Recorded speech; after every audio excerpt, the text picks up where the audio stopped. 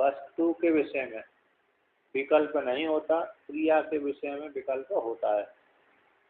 जैसे क्रिया के विषय में क्या है कि यज्ञ है, एक याग है, अतिरात्र नामक याग है। तो जैसे उसमें वहाँ पर विकल्प आया है कि अतिरात्र नामक याग में शोषी नामक पात्र को ग्रहण करना चाहिए, नहीं ग्रहण करना चाहिए, तो पुरुष की इच्छा के अधीन है, पुरुष की इच्छा के अधीन है।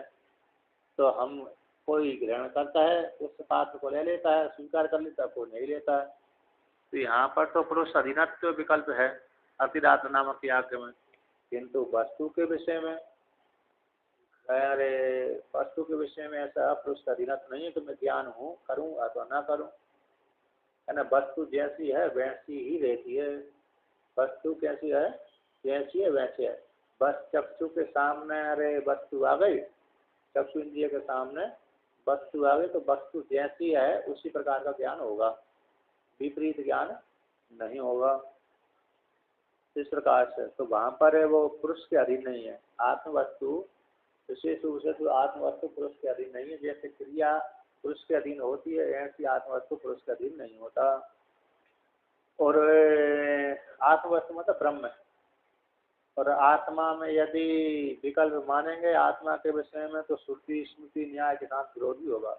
क्योंकि श्रुति ने आत्मा के विषय में क्या वर्णन किया था, तेंदक वन के समान, प्रज्ञान घन रस, निरंतर, अपूर्व, अनपरम इत्यादि के द्वारा और नीति नीति के माध्यम से अणु, अणाणु, अजम, अजरम, अवयम इत्यादि के द्वारा जो श्रुति के द्वारा निश्चित अर्थ को उतराया गया था।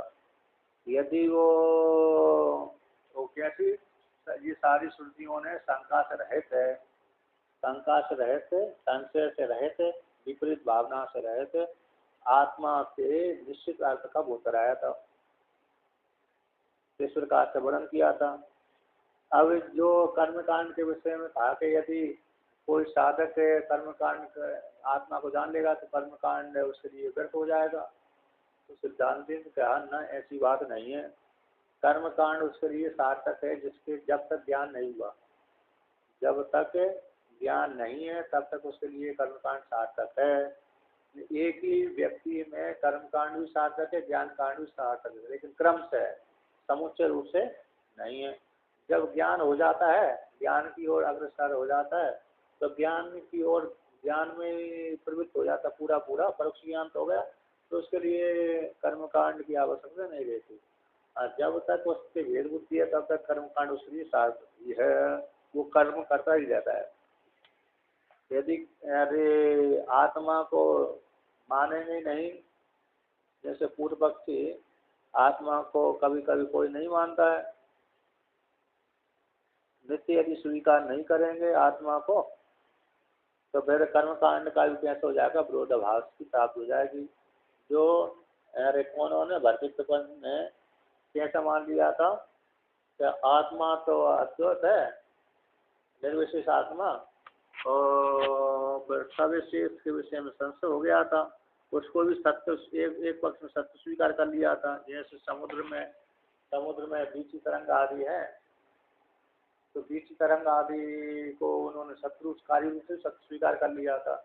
अब कार्य रूप से सत्य स्वीकार करेंगे तो फिर कभी भी मोक्ष की प्राप्ति नहीं होगी प्रकार से। और यदि आत्मा को स्वीकार ही नहीं करेंगे तब कर्मकांड निरर्थक हो जाएगा। तो इस प्रकार से जो कल्पना आदि उन्होंने करी थी, वो कल्पना यहाँ पर कैसे शास्त्र के विपरीत थी। और सिद्धांत अरे पूर्व मीमांसा में तो कर्मकांड कैसे सार्थक रूप से स्वीकार किया गया है। पूर्व मीमांसा में कर्मकांड कैसे सार्थक है, यदि आत्मा को मानेंगे नहीं तो वो शास्त्र उनके द्वारा स्वीकार किया गया पूर्व मीमांसा के द्वारा वो व्यर्थ हो जाएगा। और अकृत अभ्यागम की दोष की प्राप्ति और कृष्ण कवि पूर्णाश की प्रसक्ति हो जाएगी। इस प्रकार से सिद्धांति ने उनके ऊपर आक्षेप लगाया। और भी वर्णन किया था कि एक ही आत्म वस्तु में द्वै तत्व संभव नहीं है।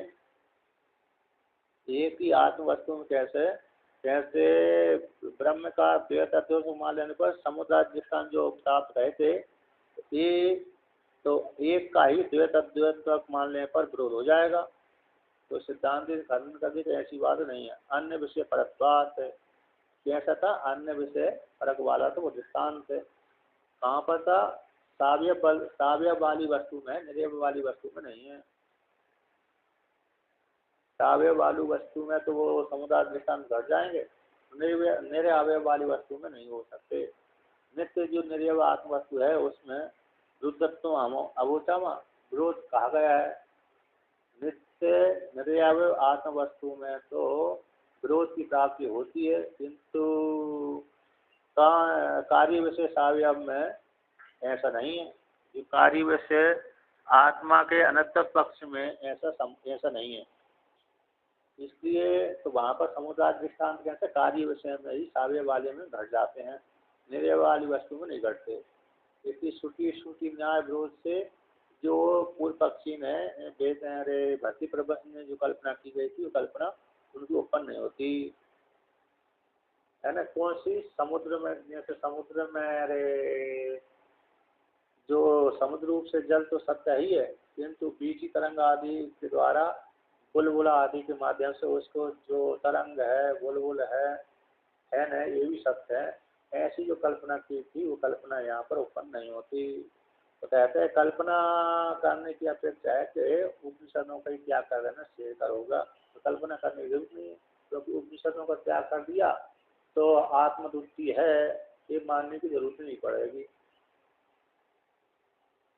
अब उसी को और आगे वर्णन करते हैं। तो यहाँ पर क्या कहते हैं, किंचा ब्राह्मण टीका में आया, ब्रह्मणो नाना रसत्वम लौकिकम वैदिकम वा। क्या ब्रह्म का नाना रसत्व वैदिक है अथवा लौकिक है। जो वेद में आया है कि जीवात्मा अनेक है, ब्रह्म तो एक अमृति नियनाना किंचना, ये परमात्मा की श्रुति ने वो करा दिया, और जीवात्मा को अनेक मानते हैं लौकिक प्रमाण के द्वारा। कोई मरता है, कोई पैदा होता है, तो जीव अनेक है। तो अनेक है तो, और श्रुति में भी आता है जीवित क्रम पर सती द्वैतावस्थायाम विक्रम विक्रम पश्यति। द्वैत अवस्था में तर्क समान देखता है, भिन्न भिन्न करके देखता है, और अद्वैत में तो इधर एक तर्क समान नहीं देखता। तो यह तो श्रुति में नाना जीवत्व की जो कल्पना है, नाना जीव मानते हैं, तब वह जो नाना है वहाँ पर ईश शब्द का प्रयोग कर देते हैं, तो वास्तव में नाना नहीं है, किंतु नाना अज्ञान के द्वारा देखता है। तो जो नानात्व है, ब्रह्म का नानात्व है जीव रूप से, जो है नाना रसत्व लौकिक है अथवा वैदिक है। तो सिद्धा यहाँ पर टीका में आया है, श्रुति न्याय के साथ विरोध कितने लौकिक है अथवा वैदिक है। प्रत्यक्ष आदि अधिगम्य, लौकिक कहते जो प्रत्यक्ष आदि के द्वारा प्राप्त होता है, अधिगतम तो कहते ना अद्या। तो ब्रह्म का नाना रसत्व लौकिक नहीं है।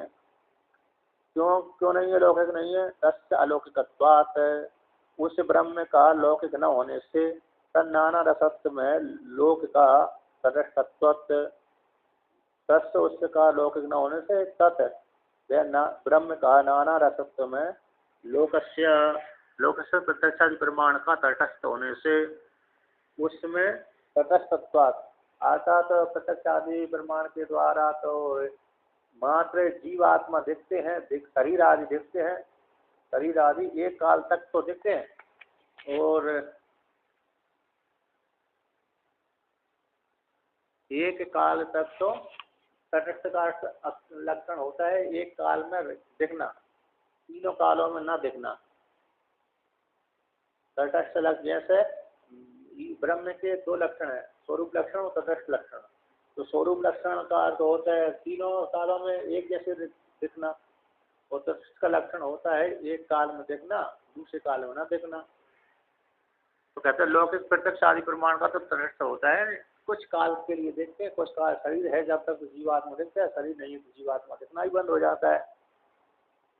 द्वितीय तो नाना ब्रह्म का नाना रसत्व में वैदिक मान लिया जाए, तो यहाँ पर वर्णन करते हैं, तो कहते हैं न द्वितीय तन नाना रसत्व से ध्येयत्व ज्ञेयत्व, द्वितीय भी नहीं है। अब कहते हैं उस ब्रह्म का नाना रसत्व ध्येयत्व है अथवा ज्ञेयत्व है, दो विकल्प कर दिए। नाना रसत्व है, ब्रह्म का जो नाना रसत्व है ध्येय रूप से है अथवा ज्ञेय रूप से, ध्येय ध्यान करने की योग्य है और ज्ञेय नहीं जानने योग्य है। तो इस प्रकार शास्त्र के द्वारा कहते उपदेश न होने से इसको लेकर कहते हैं नाना रसत्व, ब्रह्म का नाना रसत्व का ध्येय रूप से अथवा ज्ञेय रूप से शास्त्र के द्वारा उपदेश नहीं होने से, उपदेश न होने से, तो उसी को कहते हैं अध्येयत्वाच्चा न शास्त्र शास्त्रार्थ यम कल्पना। अर्थात कौन सी कि ब्रह्म वैदिक वेद में भी ब्रह्म का नाना रसत्व का ध्येय नहीं है, ध्येय न होने से, इन चिंतन करने की योग्य न होने से, ध्येय का अर्थ होता है चिंतन करने की योग्य। यहाँ पर मतलब शंका थी कि ब्रह्म का नाना रसत्व है, यानी ब्रह्म नाना है, लौकिक प्रमाण के द्वारा जाना जाता है कि ब्रह्म का नानात्व है, यानी अनेक ब्रह्म है, अनेक जीवात्मा है, ब्रह्म से उत्पन्न होने वाले जीवात्मा अनेक हैं। इसमें वैदिक प्रमाण है अथवा लौकिक प्रमाण है?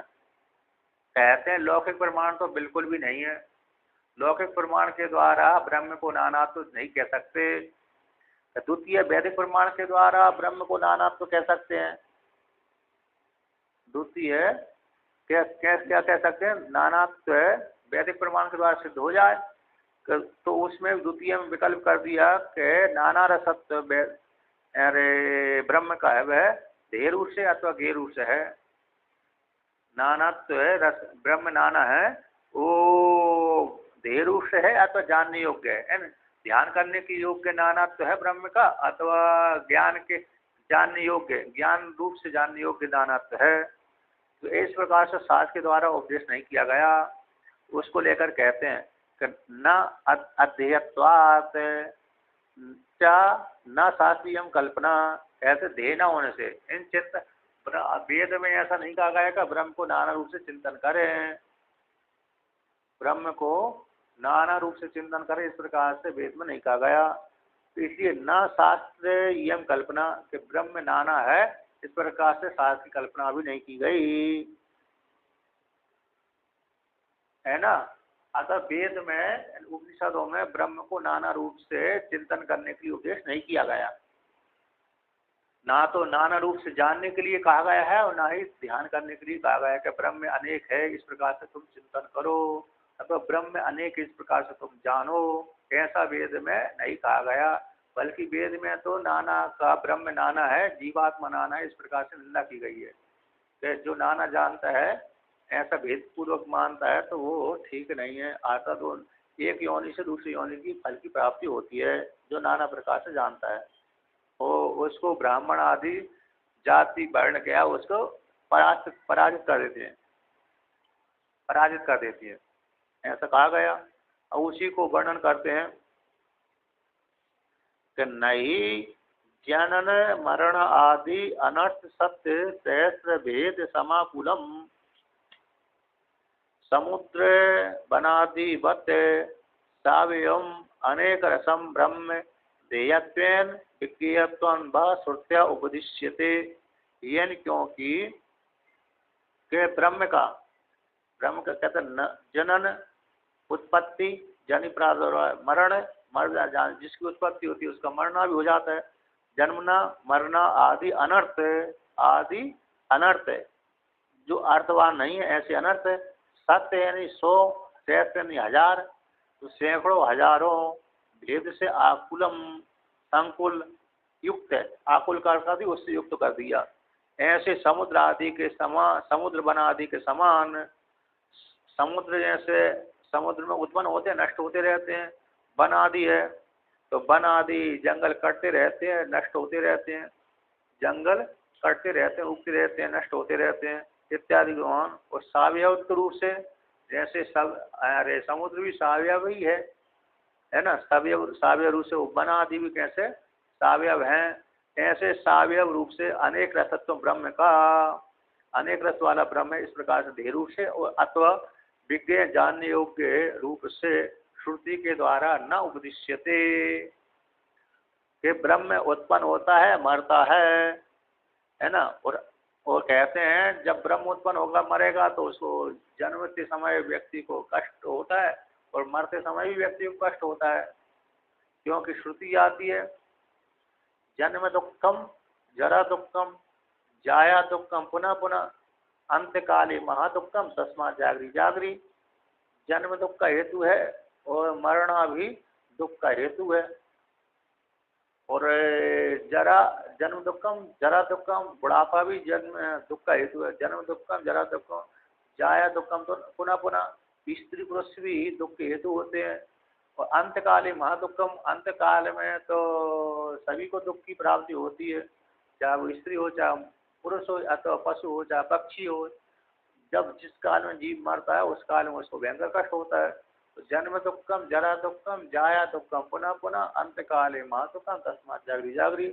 ऐसे इस प्रकार से अनेक अनेक सैकड़ों हजारों तो भेद से युक्त दुख से युक्त अवयव वाला, जो ऐसे सावयव वाला अनेक रस ब्रह्म को श्रुति के द्वारा, अनेक रस वाला है ब्रह्म अनेक, इस प्रकार से श्रुति के द्वारा ना तो ध्येय रूप से चिंतन का उपदेश किया गया है श्रुति ने, ना ही गेय रूप से श्रुति के द्वारा उपदेश किया गया है। तो फिर कैसे श्रुति के द्वारा उपदेश किया गया है ब्रह्म को? कहते हैं प्रज्ञान घनताम च उपदिशति। तो आत्मा को तो प्रज्ञान घन रूप से ही श्रुति उपदेश करती है कि प्रज्ञान घन है। जैसे घन में कोई छेद आदि नहीं होता है ना, घन है ना, जो लोहार है औजार बनाता है लोहे के द्वारा, तो नीचे कूटस्थ रखा रहता है, ऊपर मारता है जिससे, तो उसको घन बोलते हैं। और बीच में लोहे के द्वारा अस्त्र शस्त्र बनते रहते हैं। तो जो बड़ा ठोस है, जो घन होता है, उसमें विकार नहीं आता। उसी प्रकार से परमात्मा में ज्ञान स्वरूप परमात्मा है, इस प्रकार से घन के समान ठोस छेद आदि से रहते। तो इस प्रकार से श्रुति उपदेश करती है। कहते इस प्रकार से अकेले नहीं करती, और भी करती है श्रुति। चकारात उपदिशति, कहते हैं एकदा एवं अनुदृष्टव्यम च, एक प्रकार से उस आत्मा को जानना चाहिए, भिन्न रूप से नाना रूप से आत्मा को नहीं जानना चाहिए। नाना रूप से आत्मा जानने योग्य नहीं है। एकदा एक प्रकार से अनुदृष्टव्यम थी, अनेकधा दर्शन अपवादाच्चा, कहते हैं अनेक प्रकार से जानने का श्रुति ने खंडन किया है। भेद रूप से जानना, जीव अलग अलग है, आत्मा अलग अलग है, परमात्मा भिन्न भिन्न है। यानी परमात्मा अलग है, ईश्वर अलग है और जीवात्मा अलग है। अतः जीव और परमात्मा में भेद है, पारमात्मिक से भेद है, जीव ईश्वर में पारमात्मिक से भेद है। इस प्रकार से श्रुति ने खंडन किया गया है। अनेक प्रकार से अनेक प्रकार के दर्शन का निषेध किया है, खंडन किया है। तो अर्थात इसलिए वो अनेक प्रकार का जो ध्येय रूप से गेय रूप से श्रुति ने खंडन किया, इसलिए साक्षात तो नहीं हो सकता। जो पूर्व पक्षी मतलब ये बाकी प्रपंच ऐसे मानते थे कि समुद्र से जैसे बीज की तरंग बुलबुल आदि उत्पन्न होते हैं, वो पारमार्थ सत्य है। भेद रूप से इस प्रकार से चिंतन करना चाहिए कि समुद्र में कैसे जल बुद्ध आदि है, उसी प्रकार से ब्रह्म में जीवात्मा है, अनेक जीव हैं। ऐसे जो मान रहे थे, तो ऐसा मानना ठीक नहीं है। तो अनेक प्रकार के दर्शन करने से दो जान से नाना रसम ब्रह्म साक्षात तो नहीं हो सकता। तो उसी को कहते हैं जो नाना रूप से मानता है, जीवात्मा परमात्मा भेद मानता है, उसको श्रुति यहाँ पर खंडन करती है। कौन सी? तो मृत्यु से मृत्यु आपनोति यह नाने पश्यति, जो एक मृत्यु से दूसरी मृत्यु को प्राप्त होता रहता है। एक मृत्यु से दूसरी मृत्यु को प्राप्त होता है। कौन?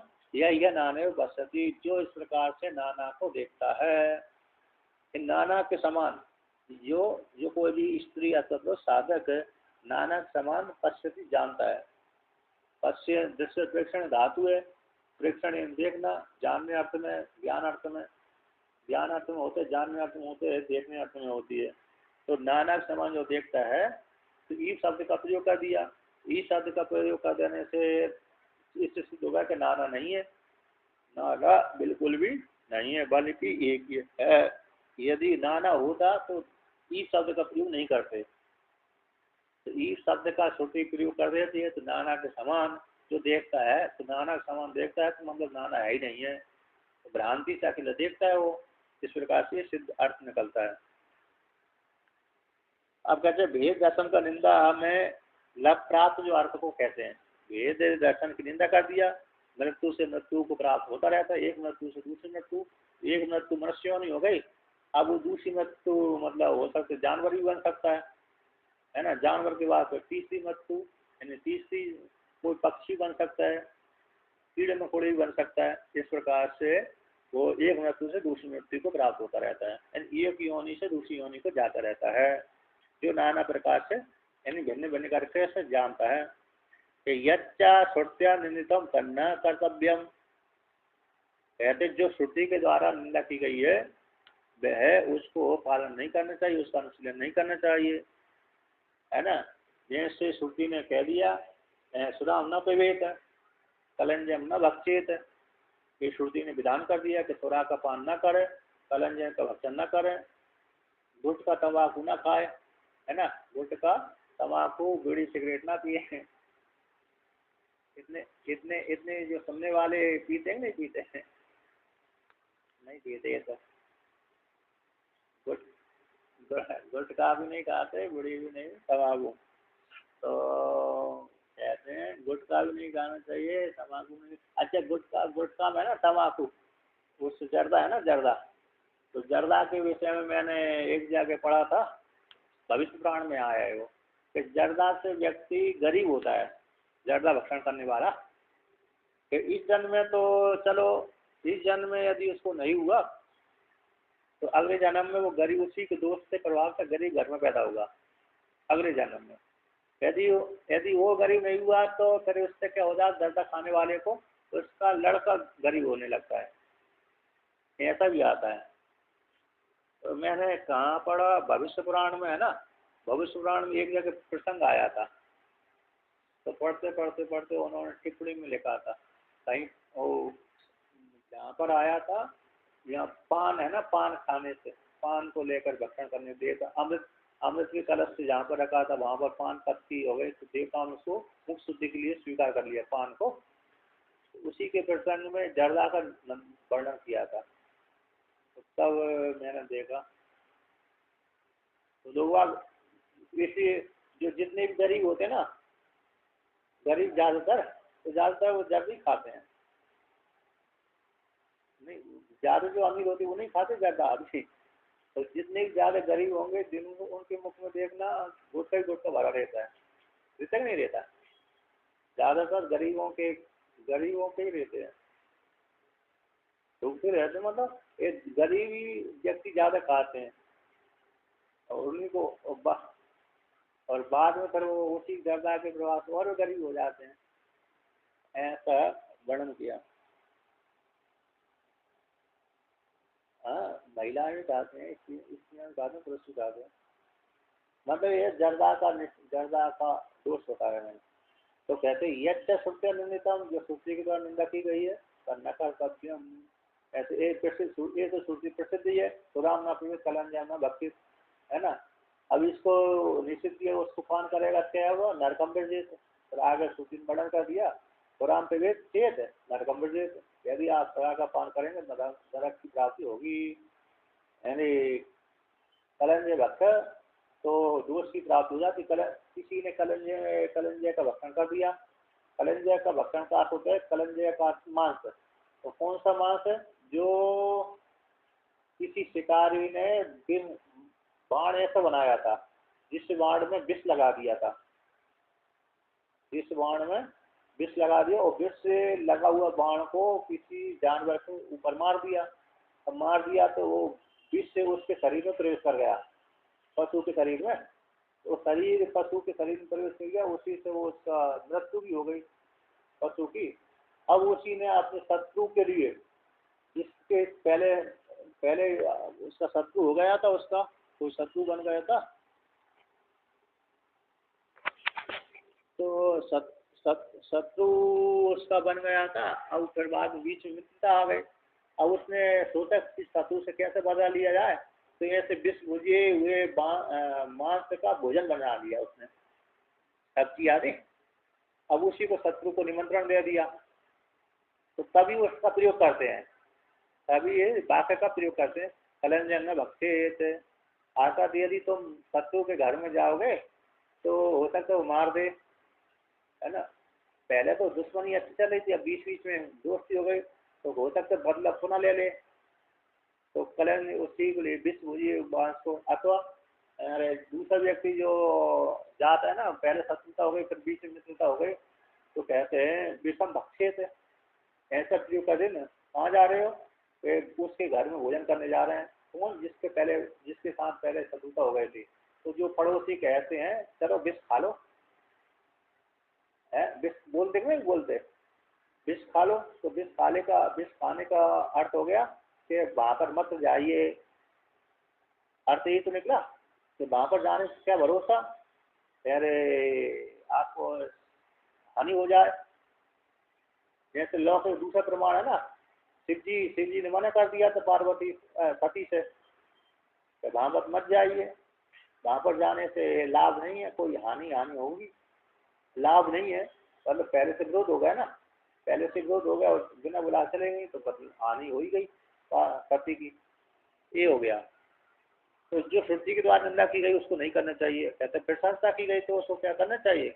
यच्चा न क्रियते न साक्षात, यच्चा न क्रियते न साक्षात, जहाँ पर निंदा नहीं की गई थी, यच्चा न क्रियते, अरे यच्चा न क्रियते न साक्षात, तो साक्षात जहाँ पर जो निंदा की गई है, तो जो जहाँ पर निंदा की गई वह शास्त्र का अर्थ नहीं हो सकता। जहाँ पर श्रुति के द्वारा निंदा की गई है वह शास्त्र का अर्थ नहीं हो सकता, और जहाँ पर श्रुति के द्वारा निंदा नहीं की गई है वह शास्त्र का अर्थ होता है। अर्थात जहाँ पर निंदा नहीं की गई है वह तो शास्त्र का अर्थ है, तो जहाँ पर श्रुति के द्वारा निंदा की गई है वह शास्त्र का अर्थ भी नहीं है। यच्चा क्रियते निंदा न था शास्त्रार्थ, तो जहाँ पर निंदा की गई श्रुति के द्वारा वह शास्त्र का अर्थ भी नहीं होता है, तो जहाँ पर श्रुति के द्वारा निंदा नहीं की गई है वह शास्त्र का अर्थ हो जाता है। और जहाँ पर श्रुति के द्वारा प्रशंसा की गई है, जहाँ पर श्रुति के द्वारा प्रशंसा की गई है वह शास्त्र का अर्थ होता है क्या नहीं?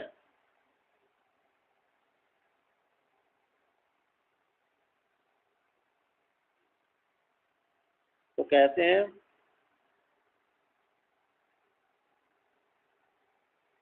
ब्रह्मणो, अब उसी कहते हैं ब्रह्मणो अनेक रसत्व अनेक धात्व च द्वैत रूपम निंदित्वात् न द्रष्टव्यम, के श्रुति के द्वारा यहाँ पर निंदा की गई तो ब्रह्म का अनेक रसत्व, ब्रह्म का अनेक रसत्व, अणु स्थूलत्व आदि देवता द्वैतत्व, एक नंबर टिप्पणी दी है अनेक रसत्व। ब्रह्म अणु है, सूक्ष्म है, जानवर में चला गया, चींटी में चला गया ना, चींटी में ब्रह्म जाएगा तो सूक्ष्म हो जाएगा। और स्थूलत्व यानी हाथी में गया तो वो ब्रह्म कैसे हो गया? मोटा हो गया। और मनुष्य योनि में चला गया तो भाई मध्यम का हो गया, मध्यम होगा ना, तो मनुष्य योनि में जाएगा भाई ब्रह्म कैसे हो जाएगा? मध्यम परिणाम वाला होगा। चींटी आदि में चला गया तो सूक्ष्म हो गया, और हाथी में चला गया तो वो स्थूल हो गया। इत्यादि ब्रह्म का अनेक रसत्वम, अनेक धातु अनेक प्रकार से द्वैत रूपम, तो इस प्रकार से श्रुति के द्वारा निंदा की गई है, इसलिए उस निंदा की जाने से न द्रष्टव्यम, वे श्रुति का अर्थ नहीं है, शास्त्र का अर्थ नहीं है, इस प्रकार से चिंतन नहीं करना चाहिए। अतो न शास्त्रार्थ, इसी हेतु से वे शास्त्र का अर्थ नहीं है। कौन सा? जहाँ पर ब्रह्म स्थूल सूक्ष्म आदि का उपदेश किया, जहाँ पर कोई जानता है कि ब्रह्म पतला है, ब्रह्म मोटा है और ब्रह्म है सुखी दुखी है, वे शास्त्र का अर्थ नहीं है। तो इसलिए कहाँ पर ब्रह्म को विषय में इस प्रकार से वर्णन कर नहीं आएक है ब्रह्म के विषय में, आत्मा के विषय में ऐसे ही तो वर्णन करते हैं, आत्मा सुखी है दुखी है, इच्छा वाली है, काम क्रोध वाली है, जड़ है चेतन है, ऐसा प्रयोग कर देते हैं, तो शास्त्र का अर्थ भी नहीं है। वो जो चारवाक आदि इसी शरीर का आत्मा मानते हैं, तो वो भी सात का अर्थ नहीं है। तो सात का अर्थ कौन सा है? कहते हैं कि यत् तू एक रसत्वम ब्रह्मणस्य तद दृष्टव्यत्वात् प्रशस्तम प्रशस्तत्वाच्च शास्त्रार्थो भवितुम अर्हति। कि जो ब्रह्म का एक रसत्व है वह ही जानने योग्य है। जहाँ पर श्रुति के द्वारा ब्रह्म का एक रसत्व का प्रतिपादन किया गया है वही जानने योग्य है। यदि स्तूयते तद विधीयते, यदि निंदते तद निषिध्यते। यदि स्तूयते तद विधीयते, यदि निंदते तद निषिध्यते। ये न्याय है। जिसकी स्तुति की जाती है तो उसका विधान किया जाता है, जिसकी निंदा की जाती है उसको त्याग कर दिया जाता है। तो जहाँ पर प्रशस्तम प्रशंसा की गई है, प्रशस्त होने से जहाँ पर इस ब्रह्म के विषय में श्रुति के द्वारा प्रशंसा की गई भाई तो श्रेष्ठ है, कल्याणकारी भाई साथ का अर्थ है, होने के योग्य है। प्रशस्त की प्रशंसा होती है, इसलिए वही साथ का अर्थ होने के योग्य है।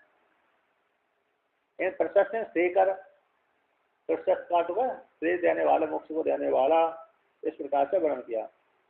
श्रेयकर होने से, मोक्ष के हेतु होने से साथ का अर्थ होने के योग्य है। अब कहते हैं, अब ब्रह्म के एक रसत्व में पहले के दोष को उजागर करते हैं। ब्रह्म का एक रसत्व है, ब्रह्म कैसा है? एक रस है, नाना नहीं है। ब्रह्म स्थूल सूक्ष्म स्थूल मोटा आदि बिल्कुल भी नहीं है, बल्कि एक वो अमद्वितीय है, नया नाना से पिंजना। इस प्रकार से ब्रह्म ऐसा सिद्ध कर दिया। ऐसा करने के पश्चात अब यहाँ पर पूर्व में शंका उठाई थी। कहाँ पर उठाई थी? पहले वर्णन किया था कि 1363 नंबर पृष्ठ पे उठाई थी।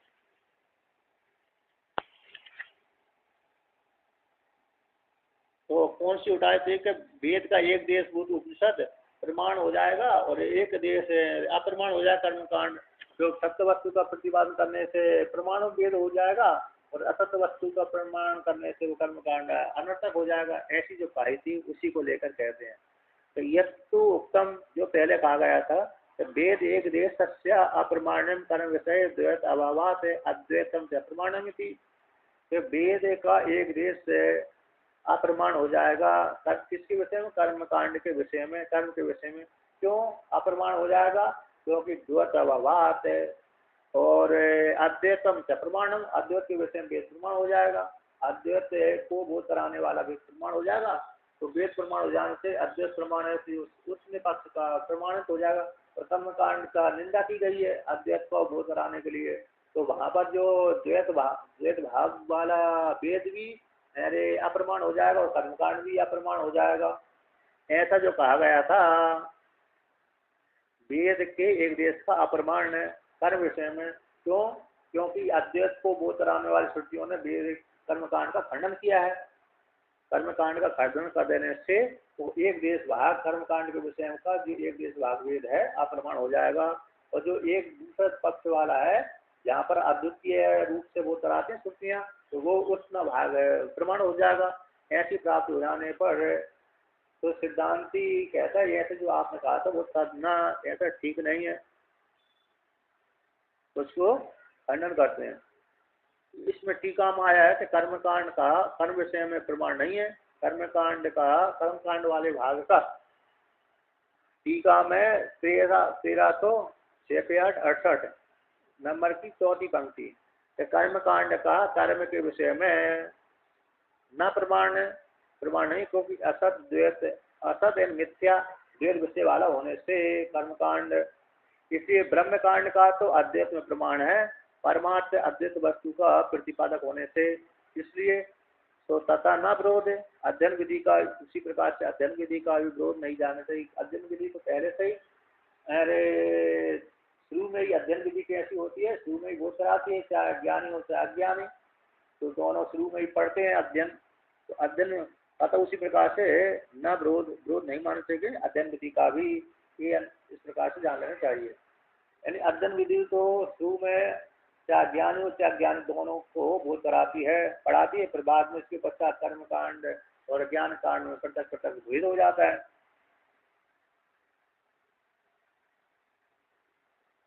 तो ऐसी प्राप्ति हो जाने, ऐसी जो पूर्व पक्षी ने कहा था कि देखो भाई अद्वितीय तत्व का बोध कराने से जो अद्वैत का फर्क वाला वेद है, वेद भाग प्रमाणित हो रहा है, और जो कर्म कांड की निंदा कर देने से और द्वैत का अभाव हो जाने से तो कर्म कांड परक जो वेद भाग है वो अरे अप्रमाण हो रहा है। और जगत भी इस प्रकार से, और जगत भी है ही नहीं है, इसलिए अप्रमाण जगत नहीं है। जीवात्मा जो संज्ञा है वो भी मिथ्या है, और कर्म कांड भी मिथ्या है, इसलिए उसने कर्म कांड को बोध कराने वाला वेद भाग भी कैसा हो गया, उतना पक्ष में अप्रमाण हो जाएगा। ऐसी प्राप्त हो जाने पर सिद्धांत कहते हैं ऐसी बात नहीं है। कर्म कांड का अप्रमाण के प्रति कहते हैं कि यथा प्राप्त उपदेश से अर्हत्वात्, यथा प्राप्त उपदेशार्थत्वात्, यथा प्राप्त उपदेश के लिए श्रुति ने कहा है। यथा प्राप्त यानी अधिकारी के लिए कहा गया है, बिना अधिकारी के लिए कर्मकांड का अप्रमाण नहीं है। अधिकारी के लिए तो कर्मकांड ज्ञान का अधिकारी है, जो ज्ञान का अधिकारी है उसके लिए तो वहां पर कर्मकांड की निंदा की गई है, और जो ज्ञान का अधिकारी नहीं है उसके लिए तो कर्मकांड की निंदा नहीं की गई, बल्कि उसके लिए तो प्रशंसा की गई है कर्मकांड की, इसलिए कोई दोष नहीं है। प्रसिद्ध भेद को लेकर के वहीं पर विधि निषेध का उपदेश का प्रवृत्ति निवृत्ति के द्वारा अर्थवाद हो जाता है, इसलिए कर्मकांड अनर्थक नहीं है। टीका में आया है 1, 4, 4, 5, 6 पंक्ति, प्रसिद्ध भेद को लेकर के, प्रसिद्ध भेद मतलब लौकिक जगत में, तो लौकिक जगत में प्रसिद्ध भेद है, उसी को लेकर के वहीं पर ही जहाँ पर भेद है वहीं पर भेद यथोक्त भेद में विधि निषेध का उपदेश है, विधि और निषेध का उपदेश का प्रवृत्ति निवृत्ति के द्वारा अर्थसिद्धि हो जाती है, प्रवृत्ति के द्वारा और निवृत्ति के द्वारा अर्थवत्तम वेद का विधि निषेध के माध्यम से अर्थवत्ता सिद्ध हो जाती है। इसलिए कर्मकांड का अनर्थक से जो कहना ठीक नहीं है, अतः कर्मकांड अनर्थक नहीं है बल्कि सार्थक ही है। किसी के लिए जो अधिकारी है उसके लिए सार्थक है, अधिकारी नहीं है उसके लिए मतलब उपयुक्तता नहीं है उसकी, लेकिन विधि निषेध के माध्यम से प्रवृत्ति निवृत्ति के द्वारा उसकी अर्थवत्ता सिद्ध हो जाती है। कौन सी? कर्मकांड की, अनर्थक नहीं है। अब उसी को और वर्णन करते हैं कि शास्त्र को आदि में भेद को बोध करा करके, शास्त्री आदि भेद का बोध कराता है, बाद में अभ्युदय के साधन के लिए कर्म का उपदेश करता है, तथा उत्सर्ग नास्ति भेद से अन्यता प्राप्ति। यहाँ पर देखो टीका में आया है, शंका की है कि ननु शास्त्री आदि में भेद को बोधित का, पहले शास्त्र भेद को बोध रहा था ना, कोई पढ़ता है इधर उधर है, अरे ये घट है, पट है ना, ये देवता है, ये मनुष्य है, ये हिरण्यगर्भ है, इत्यादि का भेद इत्यादि का ज्ञान तो चलो ये मनुष्य अलग अलग है, ये तो प्रत्यक्ष आदि प्रमाण के द्वारा ही जाना जाता है, किंतु देवता अलग है, हिरण्यगर्भ अलग है, ईश्वर अलग है, इसका ज्ञान कहाँ से होता है? इसका ज्ञान तो वेद से ही होता है। तो शास्त्री आदि में पहले भेद का बोध करा करके पश्चात अभ्युदय के साधन, बाद में अभ्युदय के साधन में मोक्ष के लिए और यश के लिए, मतलब अभ्युदय अर्थ होता है ऐश्वर्य की प्राप्ति के लिए कर्म को उपदेश करता है, तथा उसी प्रकार से नास्ति भेद से अन्यथा प्राप्ति, तो भेद का अन्यथा प्राप्ति मोक्ष के लिए तो नहीं है, ऐसी प्राप्ति हो जाने पर कहते हैं। और वो भेद का खंडन नहीं करना चाहिए कि नहीं द्वैतम अद्वैतम वस्तु जात मात्रम एव पुरुषम ज्ञापित्वा पश्चात कर्म व ब्रह्म विद्याम उपदिशति शास्त्रम। तो यहाँ पर क्या करते हैं, अर्थात ये शंका हुई कि भाई जो मेरे वेद है, तो वेद क्या करता है कि अधिकारी को लेकर ही वो प्रवृत्त होता है, बिना अधिकारी को लेकर के वेद प्रवृत्त नहीं होता।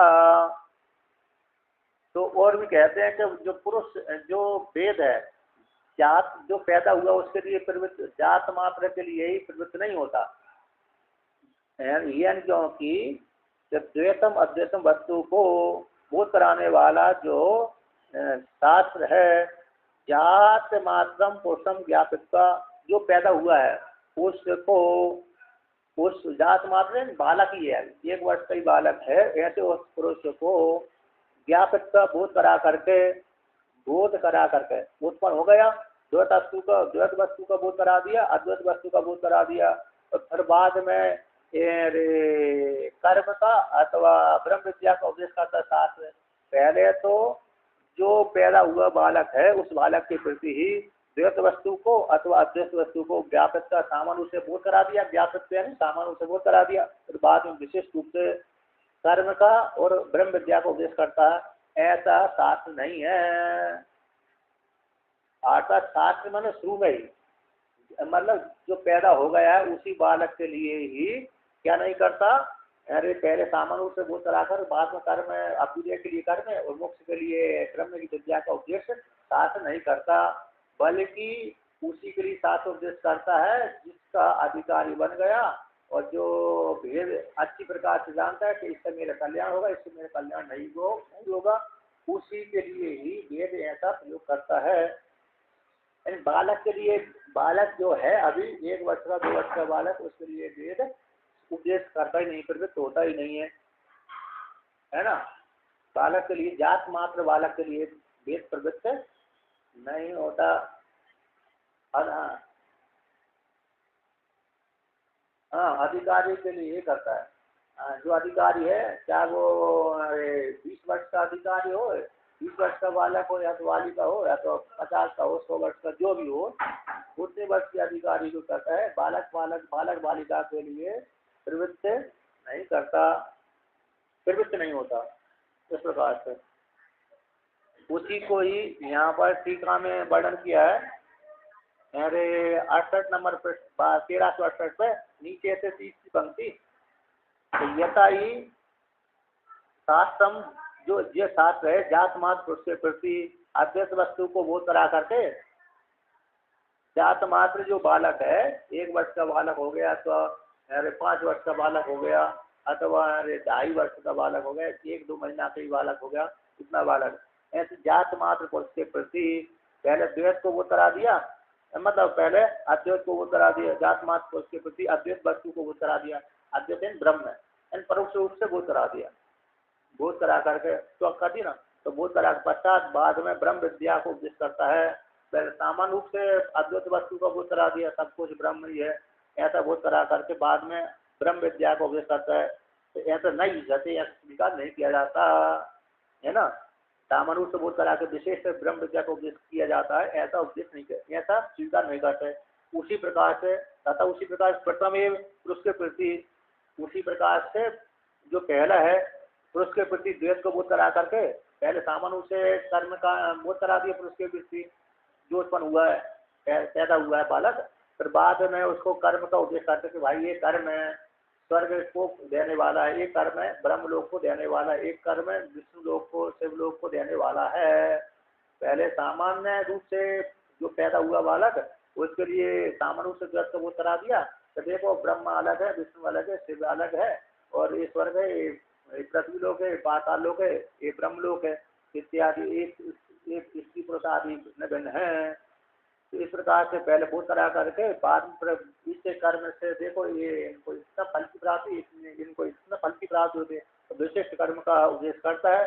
तो ऐसा भी स्वीकार नहीं किया जाता, ऐसा भी स्वीकार नहीं किया जाता। तो प्रथम तो भेद वेदन अवस्था में अतिष्ठ पुरुष का शास्त्र का जो अनधिकारित्वात् है, शास्त्र का वो अधिकारी होता ही नहीं है ना। शास्त्र मतलब शास्त्र का भेद का अवगत हो जाने से, शास्त्र के अर्थ का भेद का शास्त्र के द्वारा प्राप्त अर्थ भेद का अवगत हो जाने से, तो कहते इसका अभी तो वो ऐसे जात मात्र तो अधिकारी नहीं है ऐसा, तो और जो इस प्रकार से जात मात्र है, शास्त्र के जो जात मात्र है ना वो अधिकारी नहीं बना, तो शास्त्र के अर्थ भेद का अवगत नहीं होता, उसके लिए शास्त्र के द्वारा प्रतिपाद्य भेद का अवगत नहीं होता। सामान्य रूप से तो वो जानता है ये इसमें अलग हो, इसकी पुरुष अलग है, मतलब वो जो कौन सा जात मात्र भी 1 महीना का तो वो भी नहीं जानता। हाँ, 1-2 साल का जब बालक हो जाता है, 5 वर्ष का बालक हो जाता है, तब तो जानता है कि मैं अलग हूँ ये अलग है ना, मैं अलग हूँ ये अलग है, किंतु उसको भी देह स्वर्ग लोक ब्रह्म लोक आदि का ज्ञान उसको भी नहीं होता, उसको फिर बाद में अध्ययन करता है तब ज्ञान होता है भेद पूर्वक। तो इसलिए तो जात मात्र तो अधिकारी है ही नहीं है, उसके लिए साथ का अर्थ नहीं हो सकता।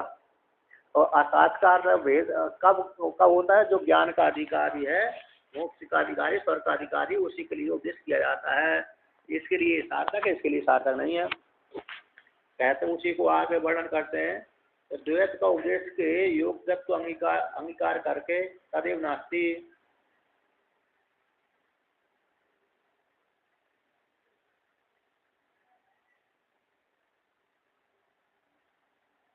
यहाँ पर कहते हैं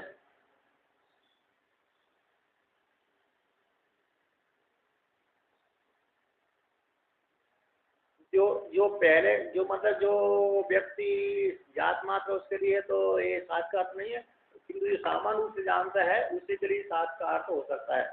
जो सामान्य रूप से जानता है, भेद पूर्वक जानता है, लौकिक विवाद है, उसी के लिए, और फिर सुखी दुखी हो गया, उसी के लिए उसके साथ से क्या करता है, बोध कराता है। तो आज इससे तुमको फल की प्राप्ति होगी, इससे तुमको इस फल की प्राप्ति होगी। तो नाचा उपदेश अर्थम जात मात्र प्राणी बुद्धि गम्यत्वात्, क्योंकि उपदेश के योग्य, जो उपदेश की योग्य द्वैत है, मतलब देवता अलग है, स्त्री अन्य अलग है, ये तो उपदेश के योग्य ऐसे जो द्वैत स्वर्ग लोग, इस कर्म के माध्यम से स्वर्ग लोग फल की प्राप्ति होगी, इस कर्म के माध्यम से तुमको ब्रह्म लोक फल की प्राप्ति होगी इत्यादि। जो देश समुदाय है, ब्रह्म लोक अलग है, स्वर्ग लोक अलग है, देवता अलग है, हिरण्यगर्भ अलग है इत्यादि है। ऐसा उद्देश्य योग द्वैत से जात मात्र जो पैदा हुआ है, 1 वर्ष का बालक है, ऐसे जात मात्र प्राणी की बुद्धि के द्वारा गम्य नहीं होता। कौन? द्वैत है।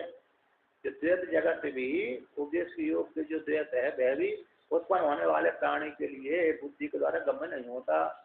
हाँ, जब वो बड़ा हो जाएगा, 10-20 साल का हो जाएगा, 10 साल का, 12 साल का, 15 साल का, जो गुरुकुल में पढ़ने लगेगा, तभी उसको अरे बुद्धि के द्वारा गम्य होने लगेगा। ठीक है, जब तक गुरुकुल में नहीं जाता है, बालक है, तब तक उसके लिए तो अरे ज्ञान होता ही नहीं है। मतलब भेद द्वैत का जो वो वाला द्वैत है, मतलब कौन सा द्वैत है, जो प्रकृति अलग है, पुरुष अलग है ना, और हिरण्यगर्भ अलग है, देवता अलग है इत्यादि जो ज्ञान है, वो छोटे मात्र बालक के लिए नहीं है, बालक के को ज्ञान नहीं होता, बुद्धि के द्वारा गम्य नहीं होता। अब विशिष्ट बालक होगा तभी होगा, जैसे नचिकेता वाला, नचिकेता वाले को जो बालक है वो तो अधिकारी था, उत्तम अधिकारी था, योग भ्रष्ट था, उसकी बात तो नहीं है। लेकिन सामान्य रूप से 1 वर्ष का बालक, 2 वर्ष का बालक के लिए तो बिल्कुल भी नहीं है, बुद्धि के द्वारा कम होते ही नहीं है। बहुत वर्षों के बाद फिर उसको ज्ञान होता है। अब आगे वर्णन करते हैं, तो क्या कहते हैं,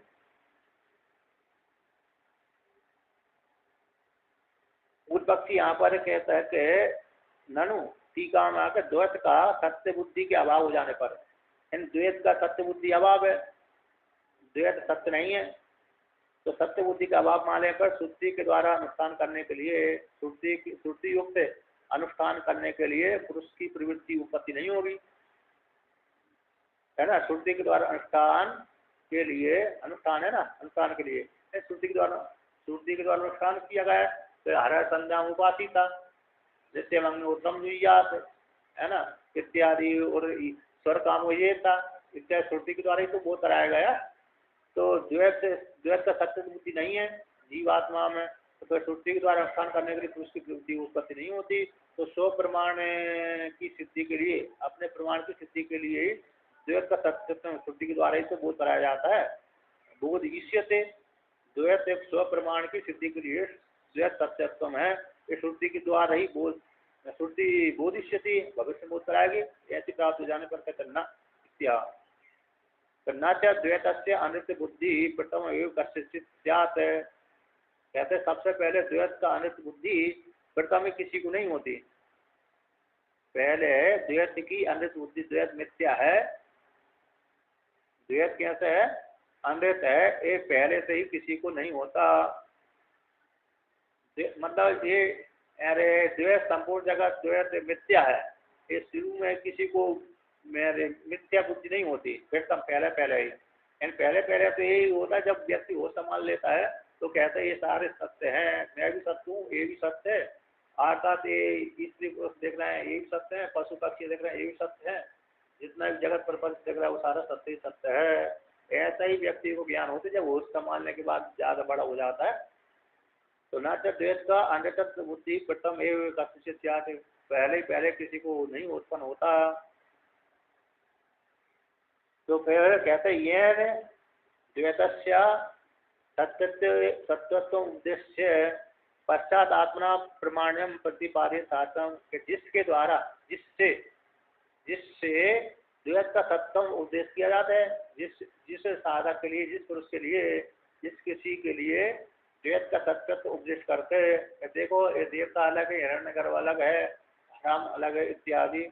तो द्वैत का सत्य उपदेश करके पश्चात वह आत्मा के अपने प्रमाण के लिए प्रतिपादित सातम, जिससे अपनी सिद्धि के लिए साथ उसको लिए क्या करेगा, आप आत्मा के लिए अपने के प्रमाण के लिए प्रतिपादित।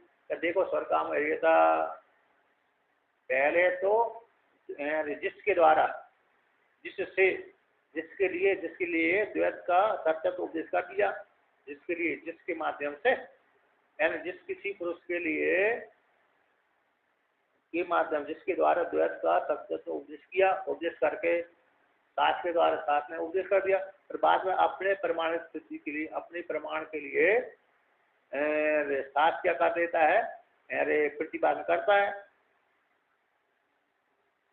तो इस प्रकार से तो इसका क्या अर्थ हो गया, तो पहले सामान्य रूप से अरे उपदेश कर दिया, साथ में पुरुष के लिए कि मैं द्वैत सत्य सिद्ध कर दिया, सामान्य रूप से करा दिया। तो उद्देश्य करके द्वैत का सत्य तो उद्देश्य करके उपदेश करके फिर बाद में जो मैंने कहा है वो सत्य है, इसकी प्रमाण तक लीजिए, फिर साथ विशेष जोड़ लगाता है। देखो स्वर्ग सत्य है, क्यों, स्वर्ग की सिद्धि के लिए फिर साथ क्या करता है, स्वर्ग काम यही होता है। यदि जिसको स्वर्ग चाहिए तो स्वर्ग लोग फल के लिए क्या करे, ये यज्ञानुष्ठान करे, स्वर्ग में सुख प्राप्त होगा। ये पृथ्वी लोक है, ये स्वर्ग लोक है, तो स्वर्ग लोक में सुख की प्राप्ति होती है। तो स्वर्ग अलग हो गया और पृथ्वी लोक अलग हो गया। तो द्वैत सिद्ध कर दिया, सामान्य रूप से द्वैत कह दिया। अब द्वैत को सिद्ध करने की श्रुति क्या करती है, स्वर्ग कामो हरियता, स्वर्ग कामो हरियता, स्वर्ग की इच्छा करने वाले व्यक्ति स्वर्ग लिए ये कर्म करे।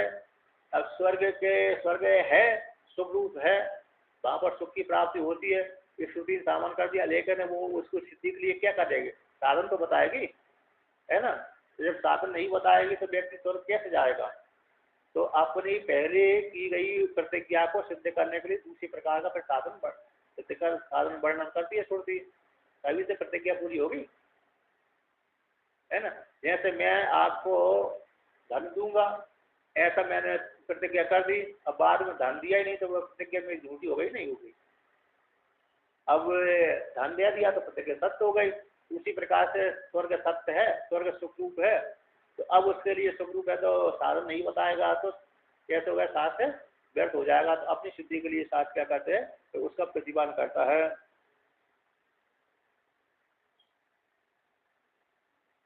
यहाँ पर क्या है, अच्छा देखिए उसी प्रकार से और भी कहते हैं,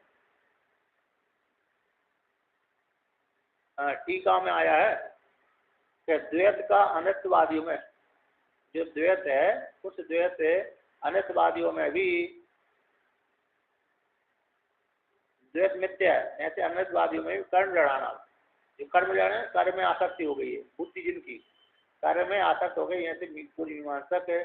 द्वैत अनित्यवादियों के मध्य में जो कर्म जड़ हैं, कर्म जड़ों 3 नंबर टिप्पणी में क्या दिया है, कर्म में अभिनिष्ट चित्त हो गया, कर्म में जिनकी बुद्धि आसक्त है, ऐसे व्यक्तियों के लिए द्वेष की प्रतीति हो जाने से भी न प्रथम तो द्वैत अनिर्तत्व बुद्धि, जो द्वैत को अनिर्तत्व मानते हैं ऐसे उनमें, उनके मध्यों में जो कर्म कर्म में आसक्त है बुद्धि उनके भी उनमें, तो प्रद्वेष हो जाने से, द्वेष से प्रद्वेष प्रतीति से पहले, द्वेष की उत्पत्ति होने से पहले वह पहले द्वैत में अनित बुद्धि उनकी नहीं होती, पहले तो नहीं होती।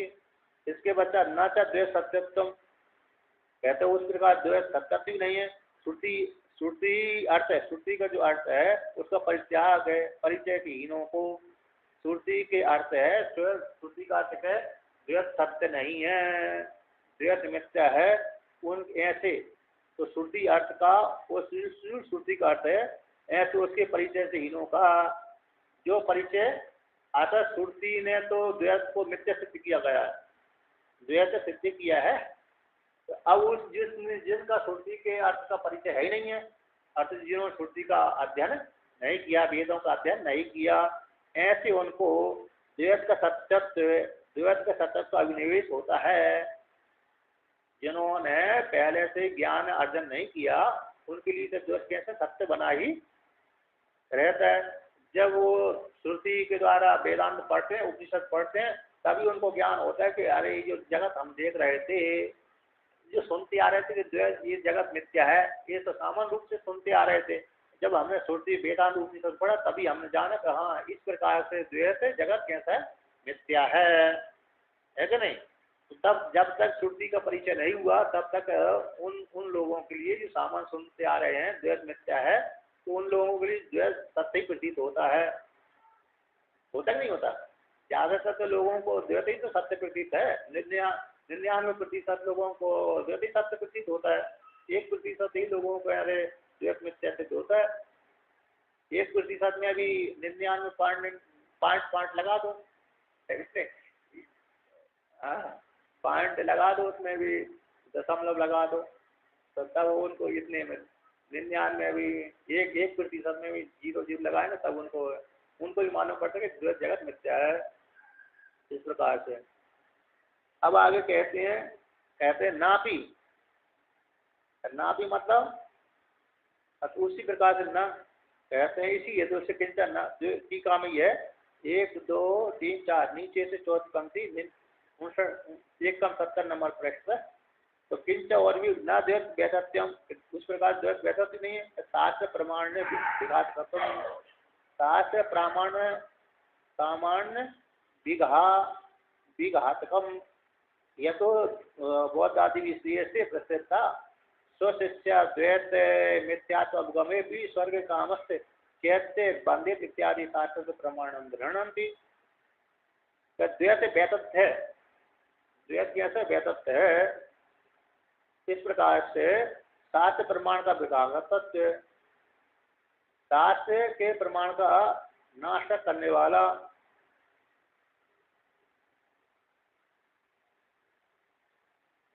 यहाँ पर क्या कर दिया है, यहाँ पर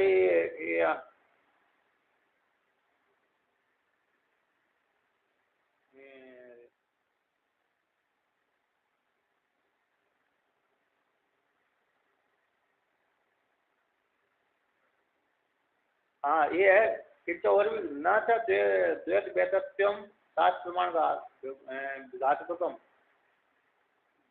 न चा कहते हैं द्वैत का वैतथ्यम, जो शास्त्र का प्रमाण का विघातक है, शास्त्र के प्रमाण का विघातक है, नाश करने वाला है। यहाँ से द्वैत मिथ्यात्व नहीं है कि बौद्ध आदियों के द्वारा, बौद्ध आदियों के द्वारा भी, बौद्ध आदि है बौद्ध है, तो बौद्ध आदियों के द्वारा शेष के लिए कल्याण के लिए प्रस्थित है। जो प्रस्थित होती है कौन हो गया, अरे अपने प्रस्थान में, स्व प्रस्थान में प्रवेशिता प्रबोधिता, उनके बौद्ध आदियों को जो प्रस्थान है, दर्शन है बौद्ध आदियों के रचित ग्रंथ में, तो स्व शिष्य उनके जो शिष्य हैं द्वैत के मिथ्यात्व स्वीकार कर लेने पर भी, द्वैत के मिथ्यात्व स्वीकार कर लेने पर भी स्वर्ग कामस्य, यदि उनको स्वर्ग कामना इच्छा है, उनको स्वर्ग कामना इच्छा है, तब भी चैत्य बंधित, चैत्य की यानी उनकी जो भगवान की मूर्ति है उसकी वो पूजा करते हैं इत्यादि, उस रूप से शास्त्र का प्रमाण रूप से ग्रहण करते हैं, शास्त्र का प्रमाण वो भी ग्रहण करते हैं। यदि भी शास्त्र का अर्थ नहीं है फिर भी वो से स्वर्ग की इच्छा करने वाले होने पर भी होने के कारण वो उसे चैत्य की मूर्ति की यानी उपासना करते हैं और उस प्रकार से शास्त्र प्रमाण उससे स्वीकार कर लेते हैं।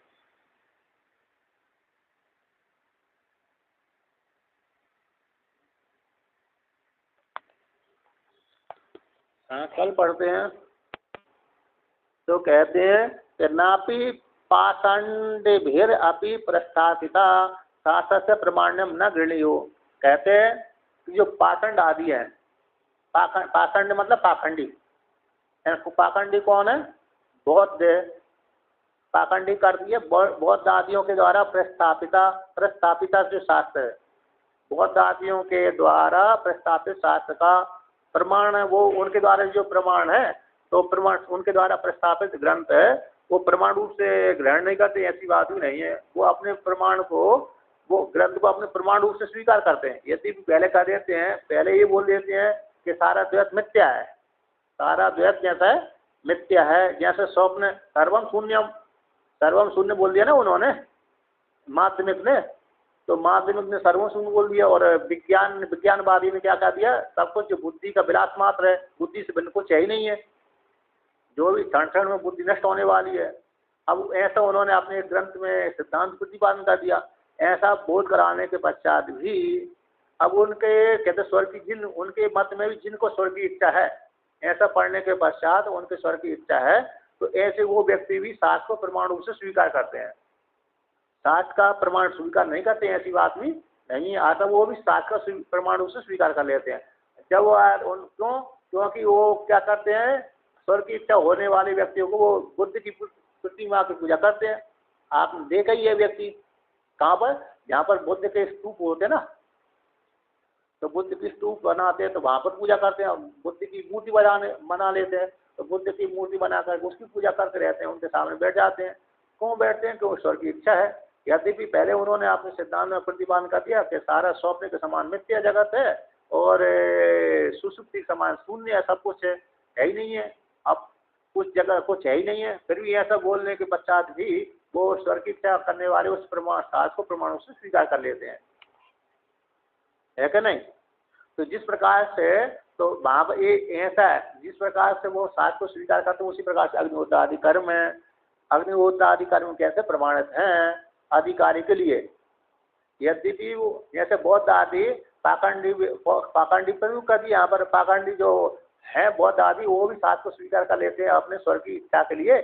उसी प्रकार से कर्मकांड कैसा है अधिकारी के लिए, कैसे प्रमाणित है, यानी कर्मकांड प्रमाणित है, ये सिद्ध कर दिया, है कि नहीं? कहते हैं किंचा और भी न द्वैत वैतथ्यम शास्त्र प्रामाण्य विघातकम यतो बौद्धादिभिः श्रेयसे प्रस्तापितः स्वशिष्याद्वैते मिथ्यात्वगमेपि स्वर्ग कामश्चैत्यम बंधेत इत्यादि शास्त्र से प्रमाण्यम गृह्णन्ति। कहते और भी द्वैत मिथ्या है, द्वैत वैतथ्य मिथ्या है, ऐसी शास्त्र प्रमाणक रूप से भी शास्त्र प्रमाण का विघातक नहीं है। द्वैत मिथ्या है, ये शास्त्र के प्रमाण का विघातक नहीं है।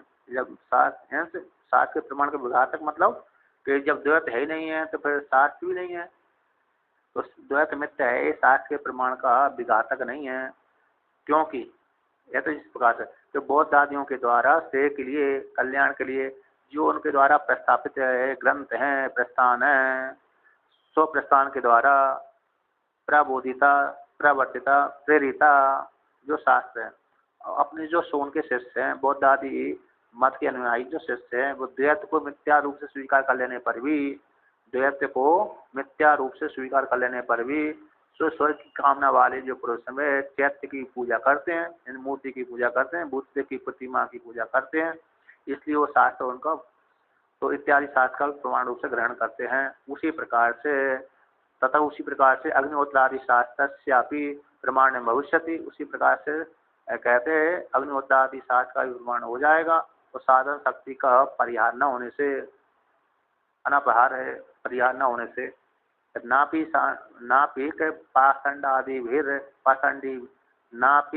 पाषांडी भीर अपि प्रस्ताव प्रस्थापिता शास्त्र से प्रमाण न गृहणीयो, कहते ना पाखंड आदियों के द्वारा प्रस्थापित शास्त्र का प्रमाण उसको ग्रहण नहीं करते, ऐसी बात नहीं है।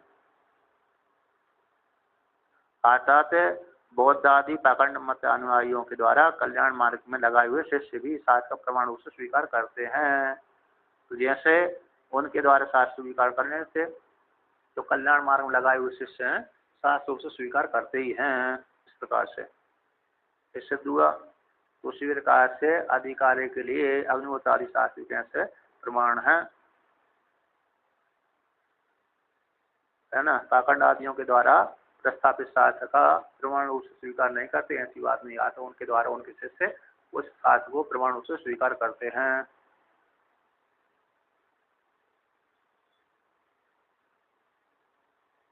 पाखंड मतानुयायियों के द्वारा कल्याण मार्ग लगाए हुए इस शिष्य भी शास्त्र का प्रमाण रूप से स्वीकार करते हैं। ये सिद्ध कर दिया।